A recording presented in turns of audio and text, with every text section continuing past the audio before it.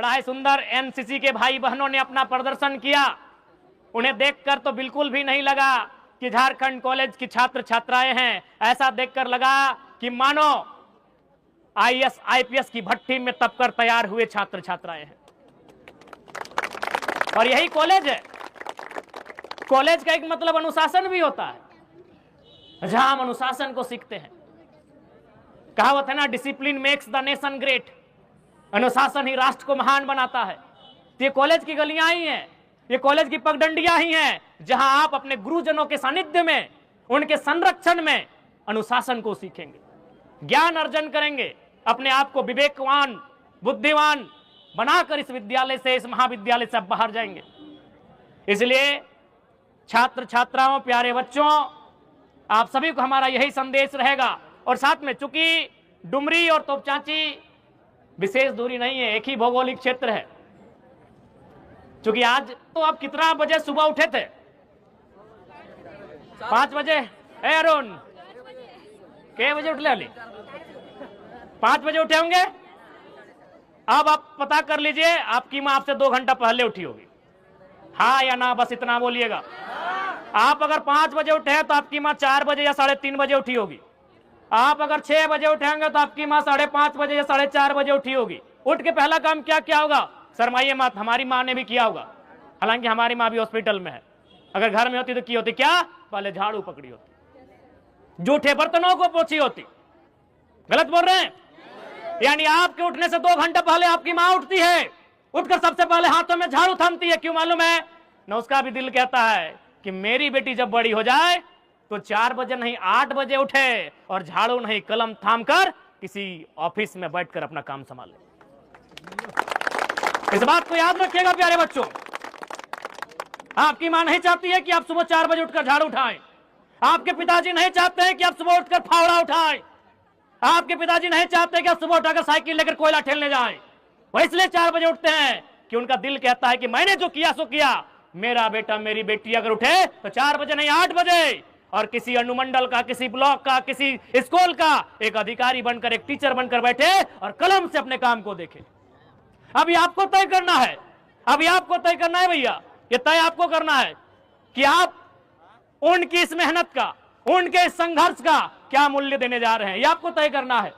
आज देखिए इतनी धूप है कि नहीं, आप अपने आप को गला रहे हैं। देखिए कुछ बहन लोग का मेकअप भी उतर रहा है। नहीं ऐसा नहीं प्यारे बच्चों, इस तरह का नहीं। क्या गलत बोल रहे हैं? इतनी धूप में आप अपने को गला रहे हैं बहन लोग, क्यों गला रहे हैं? मेरा सवाल यह है। आप अपने आप को तपा रहे हैं, क्यों तपा रहे हैं? मेरा यह सवाल है। आपने उस विषय में तो हंस दिया जब हमने कहा मेकअप उतर रहा है। मेरा वो विषय नहीं है। मेरा यह विषय है कि आप अपने आप को तपा क्यों रहे हैं, आप अपने आप को गला क्यों रहे हैं? इसलिए कि जब इस भट्टी से, इस महाविद्यालय की भट्टी से आप तप कर, गल कर, जब निखर कर बाहर आए तो काबिल होकर आए। क्या गलत बोल रहे हैं? देखो प्यारे बच्चों, यदि आपको पढ़ने में मन नहीं कर रहा है, यदि आपका मन कर रहा है कि हम दौड़ें, तो हम आपको कहेंगे आप दौड़िए, 4 घंटा दौड़िए, क्योंकि आप 4 घंटे पढ़ने आए हैं। 4 घंटा दौड़िए और झारखंड का नंबर 1 रनर बन के सामने आइए। यदि आपको गाने का मन कर रहा है, 4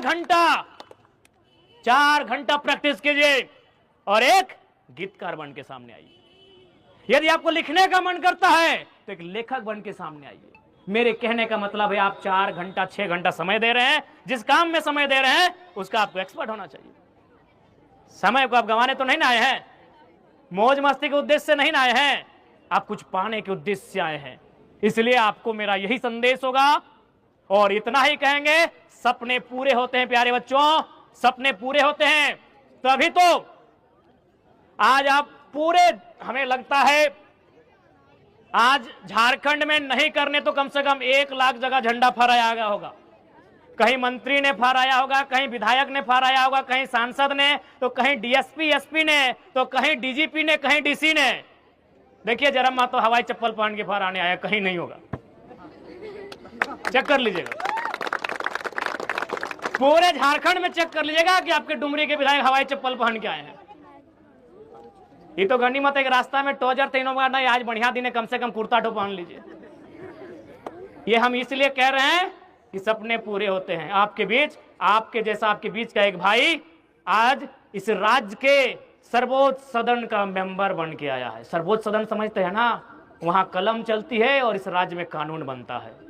वहां कलम चलेगी तो आपके शिक्षकों का समस्या का समाधान होगा, वहां कलम चलेगी तो इस राज्य की डॉक्टरों का समस्या का समाधान होगा, वहां कलम चलेगी तो आपकी समस्या का समाधान होगा, वहां कलम चलेगी तो आपका एडमिशन का रेट घटेगा बढ़ेगा, वहां कलम चलेगी तो आपके स्कूल का ड्रेस भी बदल जाएगा, बदलेगा ना। तो हम उस हाउस का मेंबर हैं, उस हाउस का मेंबर है जहां से राज्य चलता है।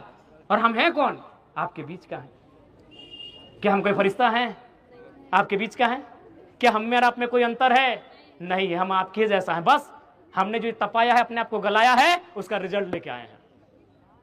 मैंने भी अपने आप को तपाया है, मैंने भी अपने आप को गलाया है, और उस तपने का, उस गलने का ये परिणाम लेकर आया है कि मैंने अपने आप को तपाकर एक प्रयास किया है कि सोना बनकर सबके सामने आए। इसलिए समय का अभाव है। उनके जहन में एक ही सवाल था कि आजाद तो हम हो चुके हैं, लेकिन ये आजादी टिकेगी कैसे? ये आजादी टिकेगी कैसे? क्योंकि हम लोग विभिन्न धर्मों में बटे हुए लोग हैं, विभिन्न संप्रदायों में बटे हुए लोग हैं, विभिन्न प्रकार की बोलियां बोलते हैं, विभिन्न प्रकार के देवी देवताओं में आस्था रखते हैं। यानी हमारे ईश्वर एक नहीं, हमारी भाषा एक नहीं, हमारी बोली एक नहीं, हमारा पहनावा एक नहीं, हमारा रहन सहन एक नहीं, हमारा खान पान एक नहीं, हमारे बात करने का लहजा एक नहीं, हमारी संस्कृति एक नहीं, तो हम एक कैसे रहेंगे? ये सबसे बड़ी चुनौती थी आजाद भारत में। तो उस चुनौती से निपटने के लिए भारत देश के विद्वानों ने यह तय किया कि भारत देश में संविधान का रूप दिया जाएगा, एक लोकतंत्र, एक गणतंत्र की व्यवस्था की जाएगी, और वही इन चुनौतियों का सामना करेगा, वही इन चुनौतियों को एक सूत्र में बांधने का काम करेगा, जिसे हम गणतंत्र कहते हैं। प्यारे बच्चों, गणतंत्र की परिभाषा हमें किताबों में पढ़ने, किताबों की लंबी लंबी लाइनों में नहीं, उस नाम में छुपा है। गणतंत्र का मतलब क्या है? गण यानी लोग, गण मतलब क्या? लोग। कोई इसे गणतंत्र कहता है, कोई जनतंत्र कहता है, कोई लोकतंत्र कहता है, कोई प्रजातंत्र कहता है। गण का मतलब लोग, जन मने लोग, प्रजा मने लोग, और लोक मने लोग, तंत्र मने ताकत। यानी जिस राष्ट्र में जनता के हाथ में ताकत हो, उसे ही गणतंत्र भारत कहते हैं।